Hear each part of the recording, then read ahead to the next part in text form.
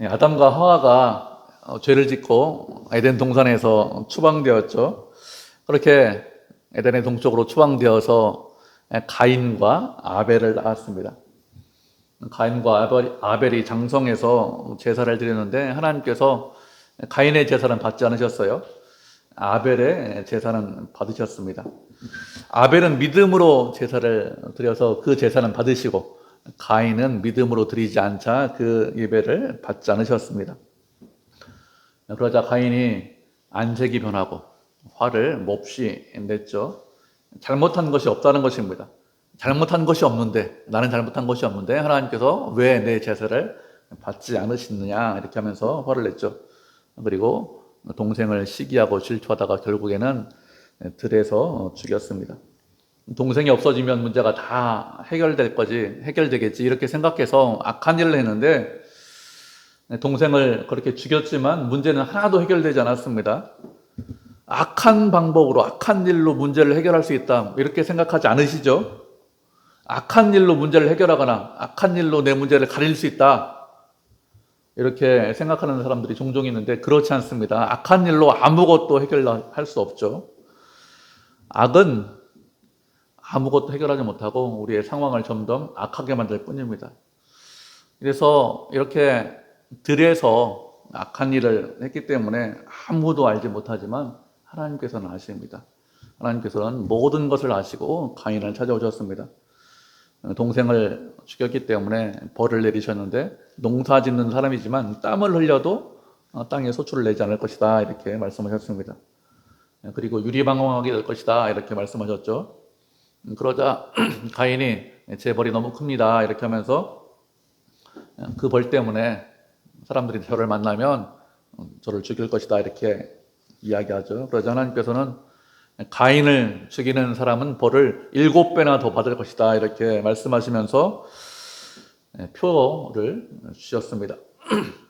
이렇게 7배나 벌을 더 받을 것이다 이렇게 말씀하시는 것은 개인적으로 보복을 하지 말라 이런 의미로 7배나 벌을 더 내주신다 이렇게 말씀하신 것입니다.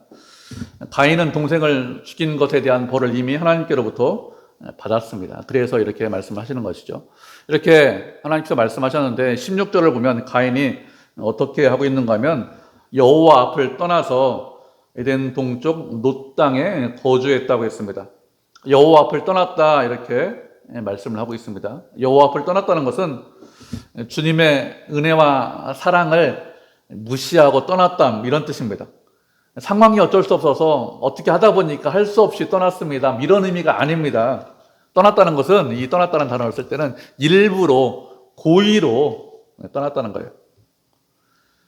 하나님께서는 죄인이 있지만 그런 죄인에게도 은혜를 베풀어 주셨습니다. 아담이 범죄하니까 어떻게 하죠? 가죽옷을 지어서 입혀 주셨습니다. 아담은 죄로 인해서 에덴 동산에서 추방당했어요. 그런데 그런 아담이 하나님 앞에서 떠났느냐? 그런 말씀 없죠. 떠나지 않았습니다. 왜 떠나지 않았느냐? 하나님의 은혜와 긍휼을 바라보면서 떠나지 않은 것이죠. 그런데 가인은 그렇게 하지 않았습니다. 일부러 고의로 은혜를 거부했습니다. 하나님께서 사람들에게 벌을 내리시는 이유가 무엇이죠? 벌을 내리시는 것은 돌아오기를 원해서 그렇게 벌을 내리시는 것입니다. 땀을 흘려요. 그런데 땅에서 소산이 없습니다.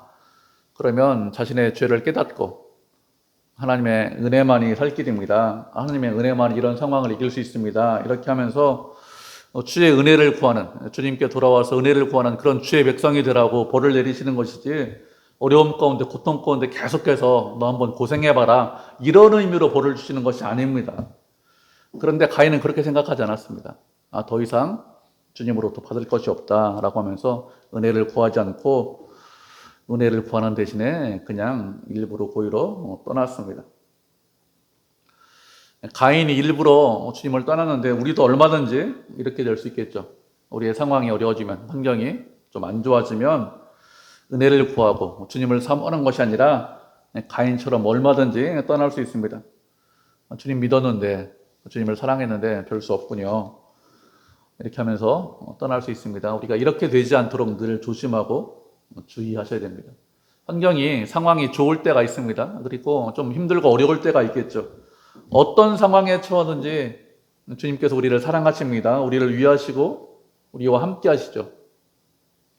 우리에게 어려움을 주시는 이유가 무엇일까요? 고생 한번 해봐라 이런 의미로 어려움 주십니까? 그런 거 아니죠. 어려움을 주시는 것은 주님을 더 많이 알아가라고, 주님과 더 가까이 하라고, 그래서 어려움을 주시는 것입니다. 그렇기 때문에 어렵고 힘들 때 주님과 함께하고 주님과 동행해야 됩니다. 그러면 그 어려움을 이길 수도 있습니다. 다윗이 고백하기를 주님의 은혜를 기다리고 기다렸더니 마침내 수렁에서 건져주셨습니다. 이렇게 고백을 했습니다. 그렇게 다윗의 고백한 것처럼 끝까지 믿음으로 인내하면, 기다리면 주님께서 은혜 베풀어 주십니다. 기다리고 인내하는 것, 그게 믿음이에요. 그게 지혜로운 것입니다. 그러면 놀라운 하나님의 은혜를 경험할 수 있습니다. 가인은 그렇게 하지 않았습니다. 그냥 은혜를 거부하고 에덴의 동쪽에 있는 놋 땅으로 갔습니다. 놋 땅이라고 했는데 놋 땅의 뜻은 유리하다, 방황하다 이런 의미를 가지고 있습니다. 놋 땅에 거주하고서 아내를 얻어서 아이를 낳았는데 그 아이의 이름이 뭐냐? 에녹이라고 했습니다. 그렇게 아이를 낳자 한 일이 무엇이냐? 성을 쌓았습니다. 그리고 성의 이름을 아이의 이름으로 붙여서 에녹성 이렇게 이름을 붙였습니다. 하나님을 떠나서 놋 땅에 가서 한 일이 무엇이냐? 성을 쌓았다고 했습니다. 그렇게 성을 쌓았다고 했는데 그러면 성을 쌓은 이유가 무엇일까요? 성을 쌓은 것은 하나님을 믿지 못하기 때문에 성을 쌓은 것입니다. 하나님께서는 가인이 죽지 않도록 표를 주셨습니다. 그래서 표를 보면 주변 사람들이 벌을 7배나 더 받아, 이것을 알 수 있습니다. 그렇기 때문에 성을 쌓을 이유가 없습니다. 그런데도 성을 쌓았는데 이것은 말씀을 믿지 못하기 때문에 성을 쌓은 것이죠. 왜 성을 쌓습니까? 성을 쌓아야 내가 안전하다, 자신을 지키고 보호할 수 있다, 이런 마음이 있는 것입니다. 우리도 이렇게 할 수 있어요. 하나님께서 우리를 지키고 보호하신다고 했습니다. 은혜를 주신다고 했습니다. 그런데 그 말씀 믿지 못하면 어떻게 될까요? 여러분, 하나님께서 우리에게 그런 말씀 하셨죠? 믿지 못하면 어떻게 합니까? 성을 쌓죠. 스스로 성을 쌓고 그 안에 있으면서 아무도 그 성 안에 들어오지 못하도록 하죠. 그렇게 높고 견고한 성을 쌓으려고 합니다. 그렇게 성을 쌓아야 나 자신을 지킬 수 있겠지, 이렇게 생각하는 것입니다. 가인만 이상한 사람이야 이렇게 생각하지 않으셔야 됩니다. 우리도 얼마든지 가인처럼 주의 말씀을 믿지 못하면 얼마든지 내가 안전하게 거할 수 있는 그런 성을 쌓을 수 있습니다. 우리가 말씀 한 구절 보도록 하겠습니다. 역대하 16장 8절 9절입니다. 구약성경 675페이지 역대하 16장 8절 9절.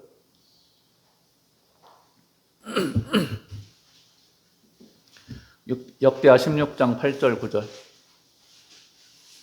구약성경 675페이지 찾으셨죠? 두 절이니까 우리 한 목소리 읽겠습니다. 역대하 16장 8절 9절입니다. 찾으셨죠? 같이 읽겠습니다. 시작. 구스 사람과 룹 사람의 군대가 크지 아니하며 말과 병거가 심히 많지 아니하더이까. 그러나 왕이 여호와를 의지하였으므로 여호와께서 왕의 손에 넘기셨나이다. 여호와의 눈은 온 땅을 두루 감찰하사 전심으로 자기에게 향하는 자들을 위하여 능력을 베푸시나니 이 일은 왕이 망령되이 행하였은즉 이후부터는 왕에게 전쟁이 있으리이다 하매. 아멘. 아사 왕이 나이가 많이 들어서 북쪽 이스라엘과 전쟁을 했는데 그 전쟁에서 승리했어요. 승리해서 막 돌아오고 있는데, 개선하고 있는데 그때 선견자 하나니가 왕을 맞이하면서 이렇게 말을 하고 있는 것입니다. 뭐라고 했는가 하면 구스 사람과 룹 사람의 군대가 크지 아니하며 말과 병거가 힘이 많지 아니하더이까. 그러나 왕이 여호와를 의지해서 여호와께서 왕에게 그들을 넘기셨습니다. 이렇게 이야기했습니다. 아사가 젊을 때입니다. 구스의 군대 100만 대군이 쳐들어왔습니다. 구스는 유다를 정복하기 위해서 연합군을 끌고 왔습니다. 그런데 그렇게 100만 대군과 수많은 병거를 끌고 왔는데 그 전쟁에서 승리했습니다. 승리한 이유가 무엇이냐? 군인이 많아서, 병거가 많이 있기 때문에, 아니면 훌륭한 장수가 있기 때문에, 전략이 좋기 때문에, 그래서 승리한 것이 아닙니다. 군대 숫자는 적었어요. 훨씬 적었습니다. 그래서 그냥 전쟁하면, 그러면 일반적으로 생각하면 이길 수 없는, 이기지 못하는 그런 전쟁이었습니다. 그런데 아사가 적은 인원을 갖고 있지만 하나님을 믿고 의지해서 주님 앞에 도움을 구했습니다. 하나님께서 도와주시면, 하나님께서 함께 하시면 이길 수 있습니다. 이렇게 하면서 전쟁에 임했는데, 그렇게 주님을 믿고 전쟁에 임하자 하나님께서 그 전쟁을 승리하도록 하셨습니다. 그런데 시간이 많이 지났습니다. 한 30년 지나서 나이가 들어서 북이스라엘과 전쟁을 했습니다. 그런데 이 전쟁은 하나님을 믿고 의지하면서 전쟁을 한 것이 아닙니다. 하나님을 믿기보다는 자신의 지혜를 가지고 전쟁을 해서 이겼어요. 진 것이 아닙니다. 이겼습니다. 그런데 전쟁에 이겼다고 하나님께서 아사를 칭찬하셨느냐? 그렇지 않습니다. 주님을 믿지 못한다고 하면서 책망하셨습니다. 여호와의 눈은 온 땅을 두루 감찰하사 전심으로 자신에게 향하는 자들에게 능력을 베푸신다고 했습니다. 하나님께서 원하시는 것이 무엇이냐? 온 마음을 다해서 전심으로 주님을 믿고 의지하기를 원하십니다. 전심으로 온 마음을 다해서 주님을 믿고 의지하면 그 사람에게 능력을 주십니다. 은혜를 주십니다. 내 지혜와 지식과 경험이 먼저가 아니라 주님이 먼저고 말씀이 가장 우선이죠. 그렇게 주님이 먼저고 말씀이 가장 우선할 때 그때 능력을 베푸시고 은혜를 주십니다. 아사방은 처음에는 잘했어요. 젊을 때는. 그런데 시간이 지나면서 어떤 사람으로 변했느냐? 자기 자신의 꾀와 지혜와 경험을 의지하는 그런 사람으로 변했습니다. 우리도 얼마든지 이렇게 될 수 있습니다. 처음에는 잘 믿을 수 있어요. 근데 시간이 지났습니다. 오래 예수 믿었잖아요. 얼마든지 이렇게 변할 수 있습니다. 이렇게 되지 않도록 늘 조심하고 주의해야 되겠죠. 어떤 상황이든지 어떤 환경을 처하든지 주님만 믿고 의지하셔야 됩니다. 그래야 능력을 경험할 수 있습니다. 은혜를 경험할 수 있습니다. 가인이 성을 쌓았는데 또 다른 이유가 무엇일까요? 또 다른 이유는 두려움 때문에 성을 쌓았습니다. 하나님을 떠나는 사람들의 특징 무엇이냐? 두려워 떨고 있는 것이죠. 하나님께서 지키고 보호하신다고 했습니다. 그러면 두렵지 않죠. 주님이 우리의 산성이십니다. 우리의 방패십니다. 우리가 다 알고 있고 우리가 믿고 있습니다. 주님께서 우리와 늘 함께 하시면서 우리를 지키고 보호하신다는 것을 우리가 믿고 있기 때문에 두려워할 이유가 없어요. 두렵지 않습니다. 그런데 하나님을 떠나면 어떻게 될까요? 하나님을 떠나면 겉으로 보기에는 두려움이 없는 것 같습니다. 내가 모든 것을 스스로 다 해결할 수 있어. 강해 보입니다. 그런데 그 마음은 그렇잖아요. 마음은 항상 두렵죠.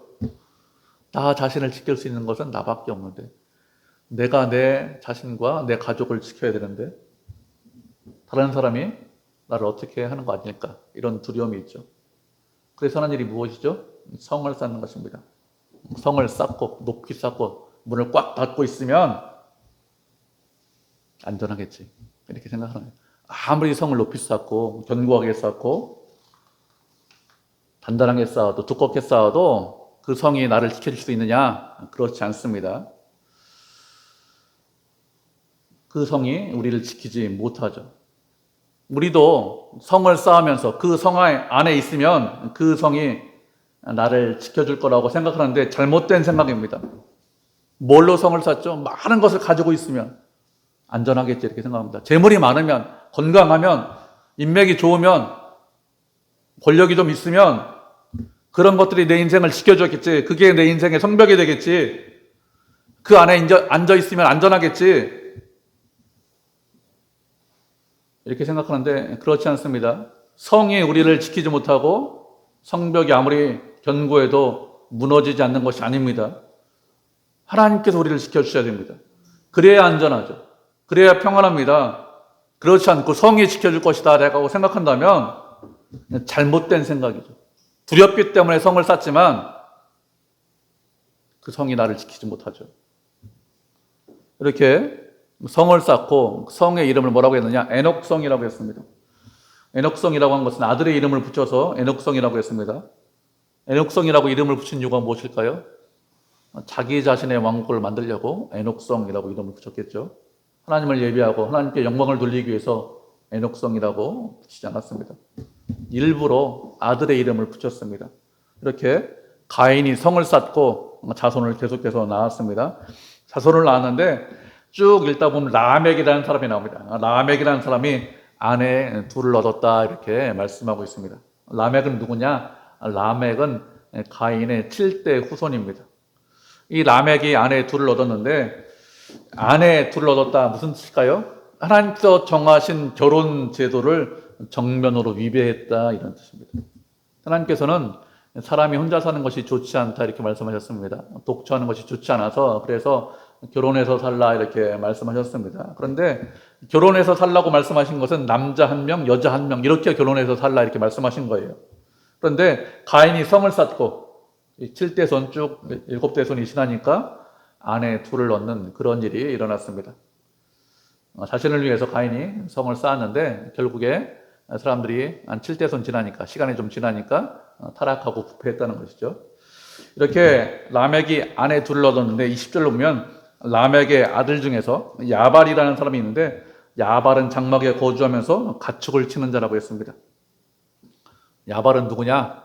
인류 최초로 장막에 거주하면서 가축을 소와 양을 치는 그런 사람이라고 했습니다. 이전에는 소규모로 집에서 가축을 쳤습니다. 소와 양을 쳤습니다. 그런데 이 야발이라는 사람은 대규모로 농사를 졌다 이렇게 생각하시면 됩니다. 가축을 기르는데 장막을 지어서 옮겨 다니면서 대규모로 그래야 대규모 가축 칠 수 있잖아요. 그렇게 가축을 기르는 사람이 되었습니다. 이렇게 하는 이유가 무엇일까요? 이렇게 하는 것은 경제적인 풍요를 위해서 이렇게 하는 것이죠. 하나님께서 말씀하시기는 땀을 흘려야 그래야 먹고 살 수 있다고 했습니다. 그런데 장막을 만들어서 대규모로 가축을 기르면 어떻게 될까요? 대규모 가축을 기르면 경제적인 이익이 많이 생깁니다. 땀을 흘려야 먹고 살 수 있다는 말씀을 좀 피해보기 위해서 이렇게 하는 것이죠. 대규모로 가축 기르는 것이 잘못된 것이냐? 그렇지 않습니다. 그런데 이렇게 대규모로 가축을 기르는 이유가 무엇인가 하면 그렇게 해서 그 가축 가지고 하나님께 제사 드리겠습니다. 예배하겠습니다. 이러기 위해서 가축 기르는 것이 아니죠. 물질이 풍족해지기 위해서 가축 기르는 것입니다. 물질이 풍족해지면 고난과 어려움이 올 때 이 물질로 내가 고난과 어려움을 피할 수 있겠지 이런 마음이 있기 때문에 대규모로 가축을 기르기 시작을 한 것입니다. 야발이라는 사람이 물질주의를 처음으로 표방하고 나온 사람입니다. 야발의 동생이 있는데 야발의 동생은 유발입니다. 유발은 누구냐? 수금과 퉁소를 잡는 자의 조상이라고 했습니다. 유발은 음악하는 사람들의 조상이라 이런 뜻이죠. 야발이 대규모 농사를 지어서 물질적으로 풍요를 이루자 그 다음에 한 것이 무엇인가 하면 사람들이 음악과 예술, 엔터테인먼트 이런 일을 발전시켰다는 것입니다. 경제적으로 풍요합니다. 그런데 영혼은 공허하죠. 그래서 그 공허한 영혼을 달래기 위해서 한 일이 무엇이냐? 음악과 예술 이런 것들을 발전시켰다는 것이죠. 사람들이 공허함을 달래기 위해서 음악을 통해서 예술을 통해서 공허함을 달래는 사람들 그런 사람들이 있죠. 음악이나 예술이나 미술 이런 것들이 인간의 공허함을 달래는 그런 측면들이 있습니다. 없다는 것이 아닙니다. 사람들이 경제적인 풍요를 이루자 그 다음은 예술적인 분야로 자신의 능력을 점점 확대시켰다 이런 뜻입니다.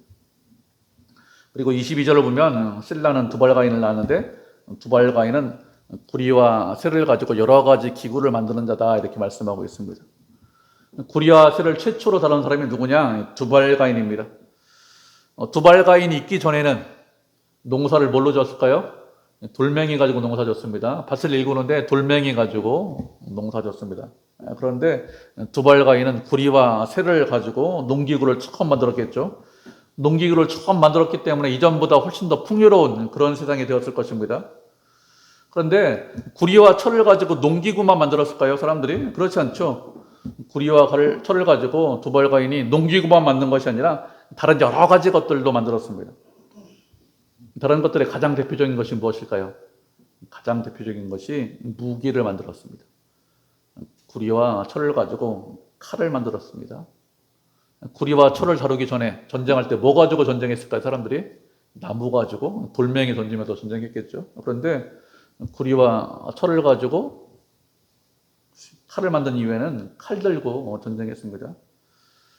구리와 철을 다룰 수 있다. 이 문명이 발달했다는 것이죠. 사람들이 도구를 이용하고 점점 기술을 발전시켰습니다. 이렇게 기술을 발전했다는 것이 인간에게 도움이 되는 측면이 있습니다. 그런데 도움이 되는 측면만 있는 것이 아니라 전쟁에 대한 도구도 점점 발달하게 되었습니다. 뭐 그때나 지금이나 별로 다르지 않겠죠. 지금도 기술이 비약적으로 발전하고 있습니다. 요즘 가장 큰 화두가 뭐죠? AI죠. AI를 통해서 뭐든지 할 수 있다. 인간이 뭐든지 만들고 또 AI를 통해서 점점 인간이 편해진다. 이렇게 말을 하고 있습니다. 기술의 진보를 통해서 사람들이 화성에 로켓을 쏘겠다. 화성에 있는 뭐 어떤 재료들을 채취해 오겠다. 이런 세상이 된다고 합니다. 근데 그렇게 기술이 점점 발전하는데 그 기술이 발전하는 것이 언제나 인간에게 도움만 되느냐? 그렇지 않습니다. 도움이 되기는 하지만 그렇지만 인간은 악하기 때문에 그 기술을 가지고 또 엉뚱한 곳에 전쟁하는 데 많이 사용을 하죠. 예전에는 전쟁할 때 미사일을 1차로 막 쏘고 그 다음에 두 번째 미사일을 쏠 때 어디에 미사일을 쏴야 되는지 잘 알지 못했다고 합니다. 요즘 보니까. 그런데 요즘은 AI로 다 분석한다고 해요. 미사일 처음 쏘면 다 명중하는 거 아니죠. 어디 명중하지 않았다. 근데 두 번째 중요한 것이 어디냐. 그 다음 또 공습할 때 AI가 5분, 10분 지나면 두 번째 어디에 공습해야 됩니다. 거기는 안 맞았습니다. 맞았습니다. 이런 것들을 다 분석해 준다고 해요. 그래서 또 어디에 쏴야 되는지 금방 안다고 합니다. 기술이 언제나 좋은 방향으로, 선한 방향으로만 사용되는 것이 아니죠. 인간이 악하기 때문에 악한 방향으로 사용된다고 봅니다. 두발가인이 철과 동을 이용해서 아주 강력한 군사력을 갖게 되었겠죠. 그리고 그의 동생의 이름이 나아마라고 했습니다.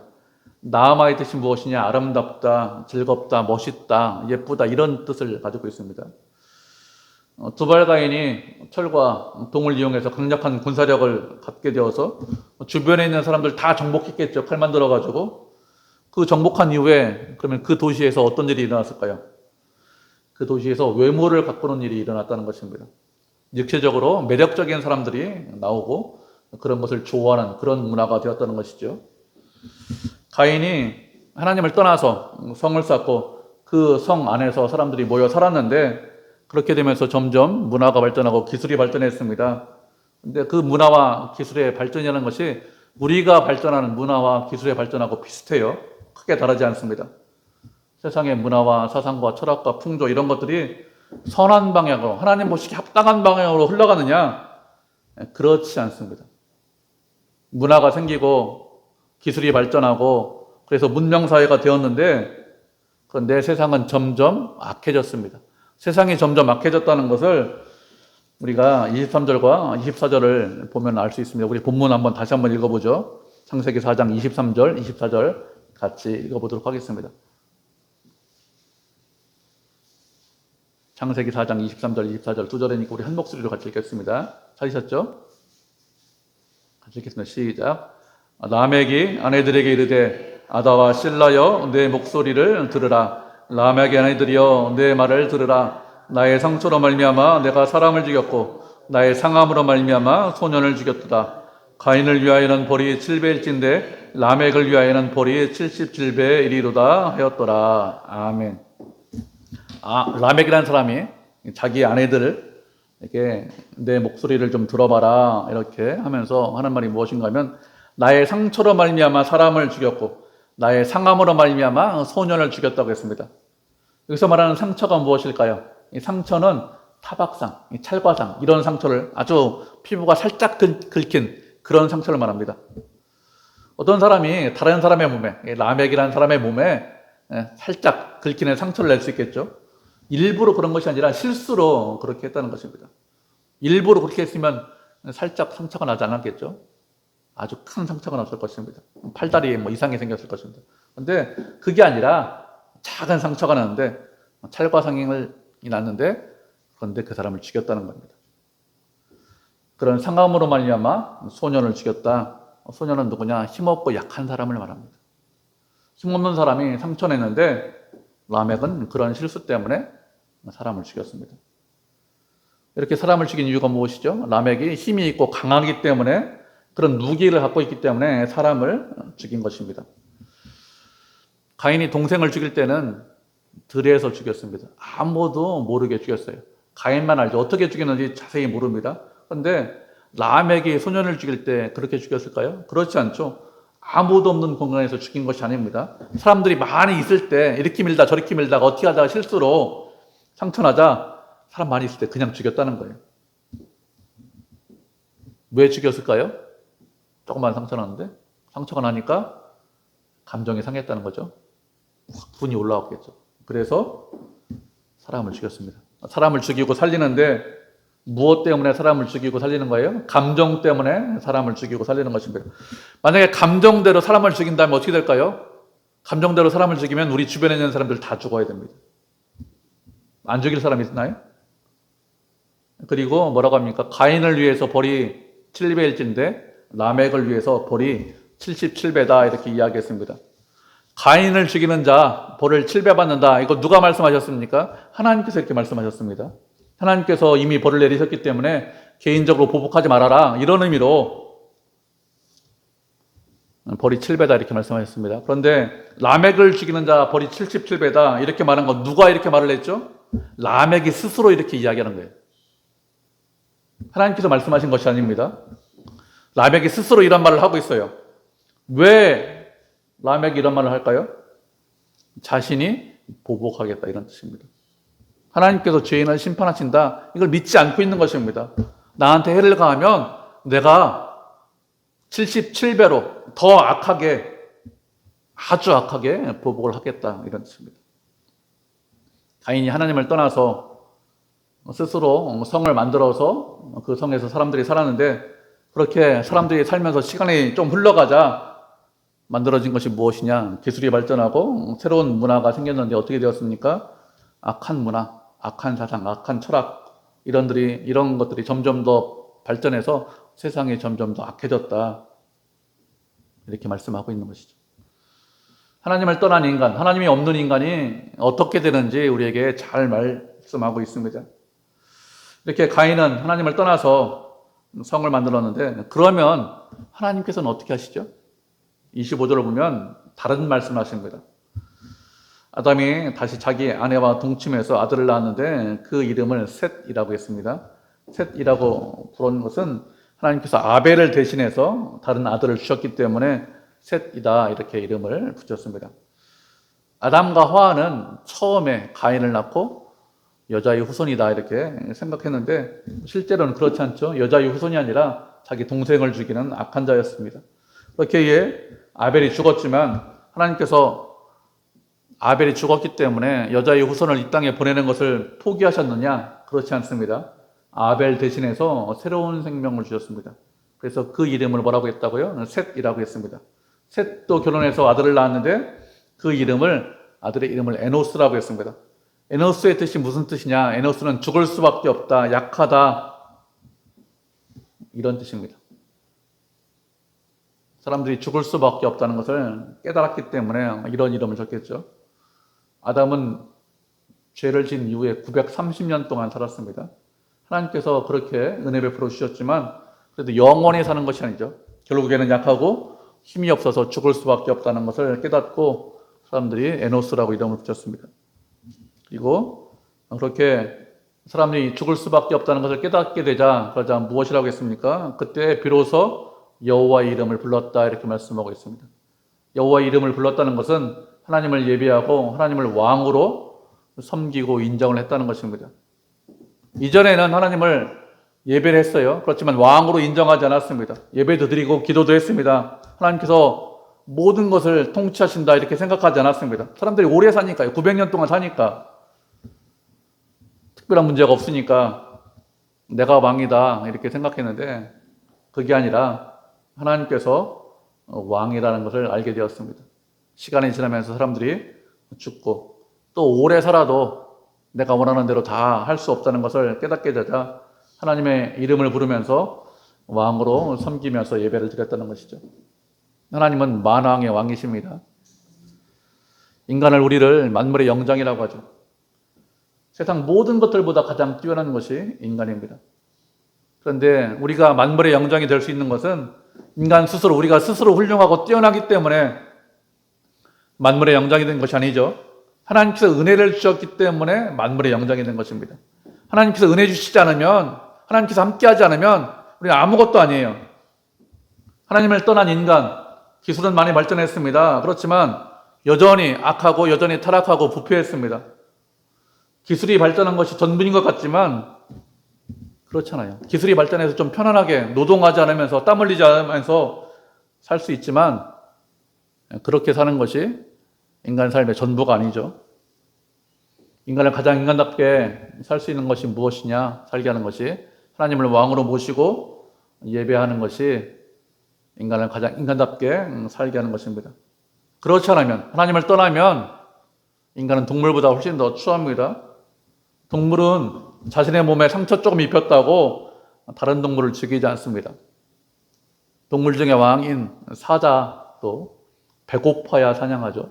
배부르면 절대로 사냥하지 않습니다. 그런데 타락하고 부패한 인간은 그렇지 않죠. 자신의 감정이 상했다고 다른 사람을 죽이는 것이 사람입니다. 그렇게 죽이고도 특별한 일이 아니다, 별 문제 없다 이렇게 생각하고, 그리고 그런 자신을 죽이겠다고 하면 더 크게 악하게 보복을 하겠다고 하는 것이 인간입니다. 하나님을 떠난 인간 이럴 수밖에 없습니다. 악할 수밖에 없습니다. 그렇기 때문에 우리는 하나님을 떠나지 않아야 됩니다. 가인처럼 성을 만들고 그 안에 거주하면서, 그래 내가 이렇게 성을 견고하게 만들었으니까 이 성 안에서 하나님 없이 스스로 잘 살 수 있겠지, 이렇게 생각하지 않으셔야 됩니다. 우리가 할 일은 주님 앞에 나와서 주님을 부르는 거예요. 주의 이름을 부르면서 주님을 예배하고, 주님만이 우리의 왕이십니다. 주님만이 우리의 소망이십니다. 주님께서 안 계시고 주님께서 함께하지 않으시면 아무것도 아닙니다. 이렇게 고백하면서 주님과 늘 함께 계셔야 됩니다. 그렇게 주님을 예배하고 주님을 왕으로 모시고 주의 뜻에 순종해서 주께 영광 돌리는 그런 주의 백성, 주의 자녀가 되기를, 그런 교회가 되기를 주님의 이름으로 축복을 드립니다.